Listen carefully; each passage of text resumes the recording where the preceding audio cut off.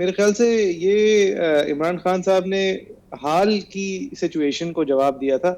आठों नौ नौ सीटों पे खड़े होके। आई थिंक ये स्ट्रेटेजिकली इस फैसले से आगे, अब जाहिर है एम्बेरसमेंट होगी, इन सबसे हटेंगे, लेकिन एक फतह जरूर, एक पोजीशन उन्होंने ली हुई थी कि मैं सीटों पे जीतूंगा। और जो उनको दिलाई भी सीटें थी, जिस तरह कराची की थी, उन पे तो नहीं। और मुल्तान के अंदर भी कांटे का मुकाबला ही होना था, और गिलानीज ने काफी जोर लगाया, और मेहर बानो कुरैशी की नॉमिनेशन जो है उस पर वैसे ही कंट्रोवर्सी इंटरनली पार्टी में थी। लेकिन उसके अलावा इमरान खान साहब ने जो जो इफेक्ट पुल किया है, खासतौर पर जो पेशावर की सीट पे किया है, हालांकि इनकम्बेंसी का कितना वजन होगा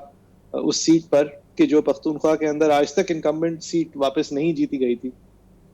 वो अब तीसरी बार जीती जा रही है। तो देखें, खान साहब के लिए ये लम्हा सोचने का जरूर होगा कि जो ग्राउंड स्वेल किस्म की पंजाब के अंदर बाई इलेक्शंस में उन्होंने देखे थे लोगों को निकलते हुए, जिससे फिर इंडिया ये दिया जा रहा था कि शायद सिंपल मेजोरिटी से कहीं ज्यादा उनकी पार्टी मकबूल होगी अगर आम इंतखाबात हो जाए। वहाँ यहाँ पर टर्नआउट जो है वो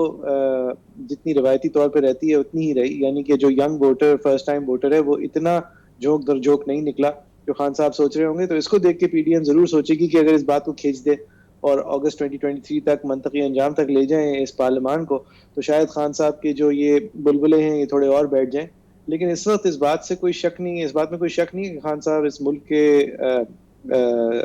मकबूल तरीन सियासतदान है। और अगर इस मुल्क में इस वक्त जनरल इलेक्शन हो जाए, तो लोग उनके 4.5 साल की बदतरीन हुक्मरानी और अंदाजे हुक्मरानी को भूल कर कि पिछले 6 महीने के पीडीएम की हरकतों को देखते हुए और सामने रखते हुए, और शायद उन्हीं की गलतियों को जो पीडीएम ने अपने सर का ताज बनाया उसको सामने रखते हुए, खान साहब को ही वोट इन करेंगे इनटू पार्लियामेंट।